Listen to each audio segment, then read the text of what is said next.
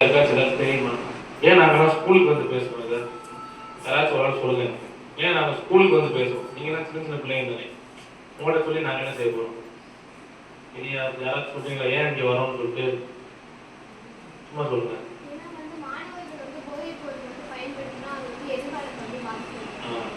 இதுதான் starting stage. நம்ம தான் ஸ்டார்டிங். நம்மள தான் அப்படியே படிப்படியா போகும். ஒண்ணுமே இல்லை. இந்த அந்த சைடு ஒரு கருவை மாதிரி இருக்குல்ல, அந்த கருவைக்குள்ளதான் வந்து போனோம்னு வச்சுக்கோங்களேன், சிகரெட்டா கிடக்கும், பாட்டிலா கிடக்கும், பீடி கிடக்கும். உங்க கேம்பஸ்ல இருந்து ஒரு 2 ஸ்டெப் அந்த கருவைக்குள்ள போய் அப்படி வரலாம், அந்த இது வழியா வரலாம்.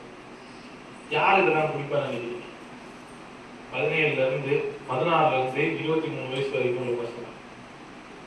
ஒரு 4 நாளைக்கு முன்னாடி கிணத்துக்கடவுன்னு ஒரு ஏரியாவில் என்னோட க்ளோஸ் ஃப்ரெண்டை இன்னும் 2 பேர் சேர்ந்து வெட்டுறதை வீடியோ எடுக்கிறான். செத்து போனதை செல்ஃபி எடுக்கிறேன்.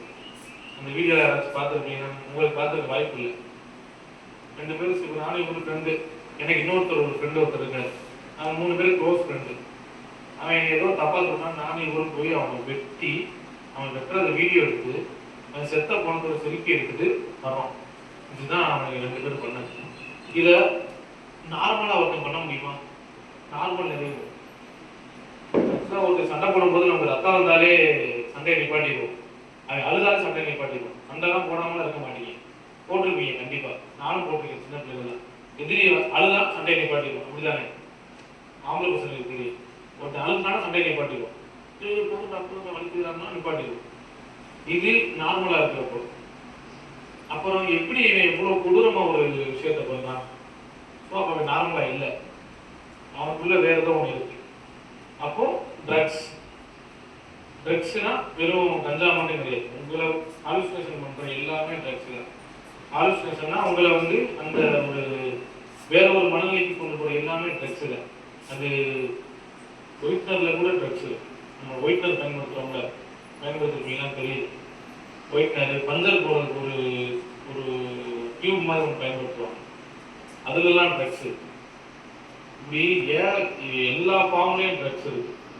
நீங்க தான் நிறைய பார்த்துருப்பீங்க. இந்த சைட்லாம் வந்து நம்ம அப்பாக்கள்லேயே சில பேர் குடிச்சிட்டு தெருவில் ஆடையே இல்லாமல் படுத்துருப்பாங்க.